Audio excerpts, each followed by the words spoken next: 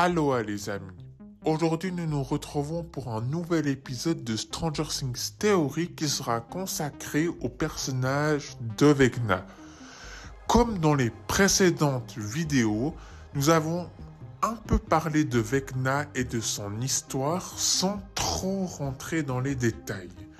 Aujourd'hui, j'ai décidé de vous faire cette grosse vidéo théorie pour parler de Vecna et de son histoire. Il est l'antagoniste de toute une saison, il est l'antagoniste de toute la série. Vecna est le diable incarné, le dieu de l'Upside-Down, le monde à l'envers.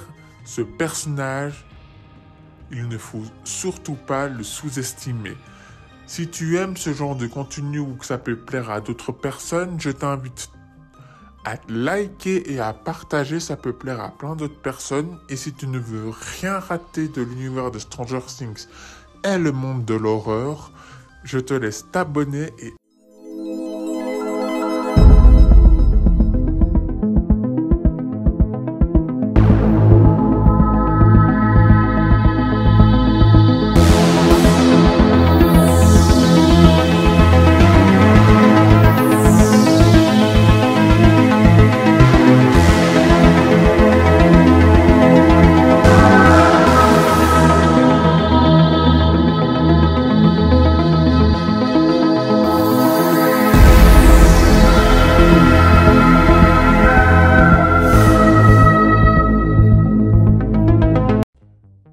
commencer par le commencement. Vecna, un personnage assez particulier. Vecna est donc le principal antagoniste de la saison 4 de Stranger Things et, par extension, de toute la série, finalement. Malgré sa silhouette humanoïde, le moins que l'on puisse dire, c'est qu'il a un aspect pour le moins monstrueux et ressemble à une espèce de croisement entre un zombie et Freddy Krueger, s'exprime d'une voix profonde et effrayante et possède des mains à la taille disproportionnée et affublées de griffes acérées, même s'il eut autrefois l'apparence d'un être humain tout à fait ordinaire sous les traits de Henry Creel, son ancienne identité. Bien sûr, comme toutes les créatures de la série, son nom lui est attribué par nos jeunes héros et provient du jeu de rôle Donjons et Dragons, où Vecna est un antagoniste légendaire, à la puissance démesurée, une liche au pouvoir maléfique présumée morte depuis bien longtemps, dont il ne restait dans les premières éditions qu'un œil et une main, avant que leur propriétaire ne revienne et ne marque les joueurs à tout jamais.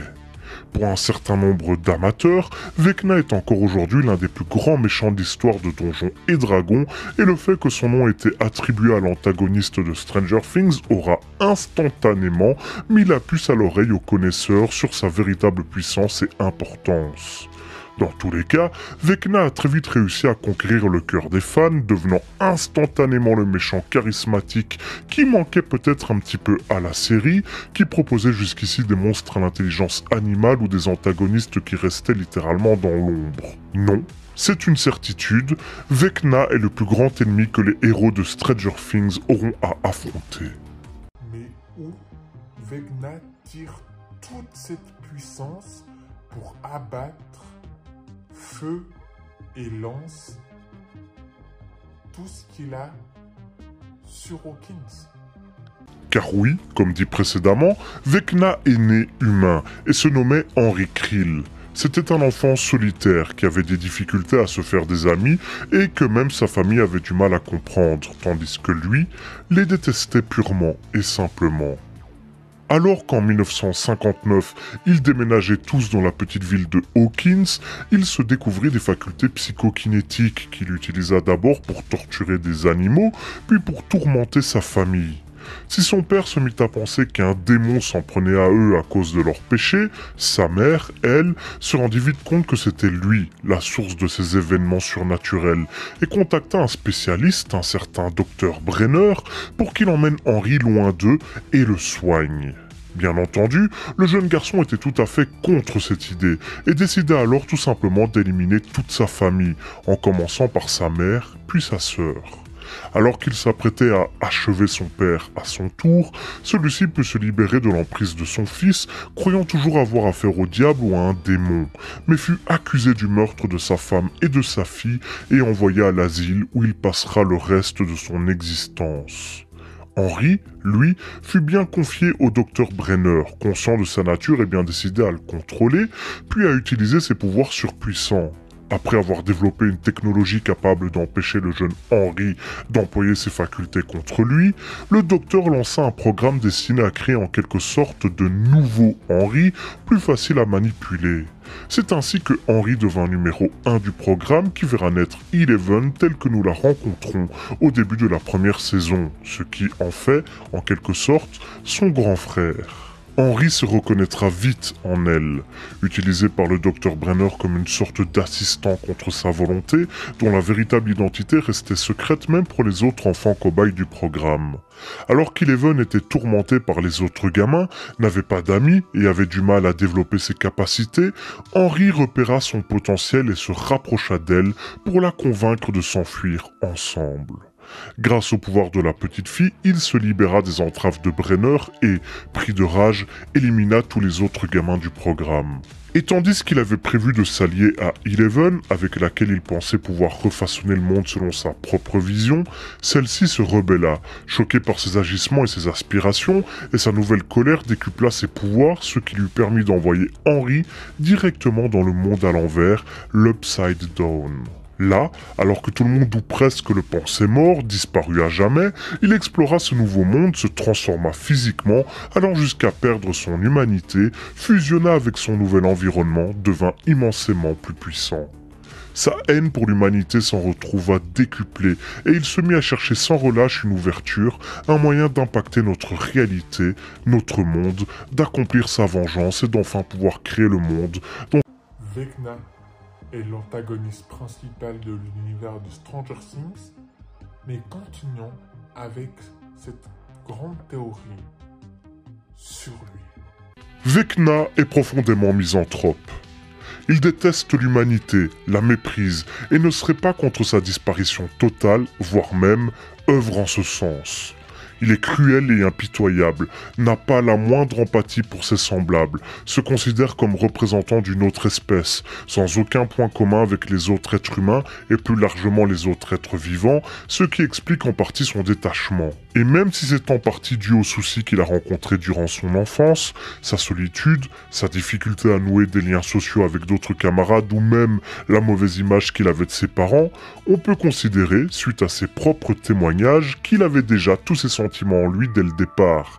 Ils ont juste été exacerbés par la suite d'événements qu'il a connus. Ajoutons à cela sa confrontation au Dr Brenner, alias Papa, dont il méprisait la faiblesse et les ambitions, et qu'il détestait à cause du traitement qu'il lui a fait subir, puis son combat contre Eleven, qu'il avait choisi pour être sa seule alliée, et qu'il a finalement profondément déçu.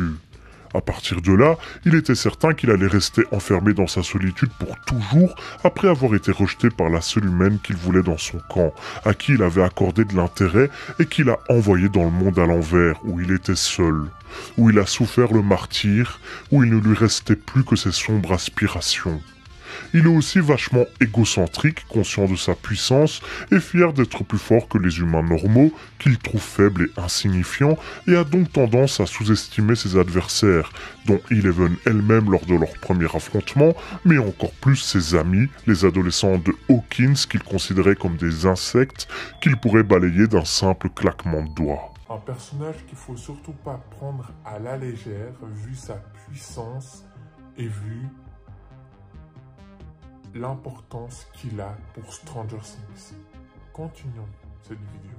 La première chose à savoir concernant Vecna, et selon moi la plus importante, c'est qu'il ne se contente pas de tuer ses victimes. Il les consume, les dévore, leur prend tout ce qu'elles ont, les assimile en quelque sorte, et cela lui permet de devenir chaque fois plus puissant encore. Alors qu'on croyait au départ qu'il était une sorte de général du Mind Flayer, le flagelleur mental, antagoniste des saisons 2 et 3, il apparaît qu'en fait, c'est l'inverse, et que c'est lui qui le contrôlait, voire simplement, comme semblait le comprendre Will, que c'était simplement lui, le Mind Flayer, lui, le cerveau derrière les agissements de ce qui semblait être de l'énergie maléfique pure. Mais je m'égare. Vecna est en quelque sorte connecté au monde à l'envers via des sortes de lianes et est donc relié à toutes les créatures de cette dimension et de la même façon, il cherche à se connecter à ses victimes.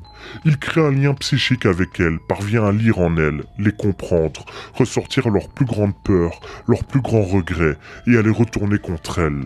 Il est alors capable d'infiltrer leur esprit, de les capturer dans une sorte de monde des rêves dans lesquels il a d'immenses pouvoirs et de leur proposer toutes sortes d'illusions dans le but de les terrifier et de les avoir à sa merci. Ce don lui permet surtout de s'en prendre à des victimes qui se trouvent dans le monde réel, et même si ça n'est pas totalement expliqué, on peut avancer que cette faculté est un mélange de celle que le Mind Flayer pouvait présenter et celle de Eleven, qu'elle utilise pour observer les gens à distance. Mais même si tout cela est extraordinaire, il est avant tout détenteur de pouvoirs télékinétiques super puissants, capable de manipuler la matière par la seule force de la pensée et de projeter des objets sur des adversaires, par exemple, ou alors de les faire léviter et de les massacrer de façon horrible et presque rituelle. Ensuite, comme les autres créatures du monde à l'envers, il dispose de capacités physiques particulières et notamment une vitesse de guérison hautement supérieure à la normale et une grande résistance aux conditions difficiles inhérentes à l'Upside Down, telles que des toxines qui flottent dans les airs ou les autres bestioles hostiles auxquelles il semble maintenant relié et donc totalement... Voilà les amis, nous arrivons à la fin de cette vidéo. J'espère que cette vidéo sur l'histoire de Vecna vous a plu. Si vous aimez ce genre de format, que ça soit Stranger Things Theory ou les Threads d'horreur ou maintenant les Threads d'horreur podcast ou à la découverte de l'étrange, n'hésitez pas de vous abonner, activer la cloche pour ne louper aucune vidéo, liker et partager si ce genre de contenu vous plaît. Et nous, prochainement, on se retrouve pour parler de la Dame Blanche. Sur ce, c'était Kevin. Allez, ciao tout le monde.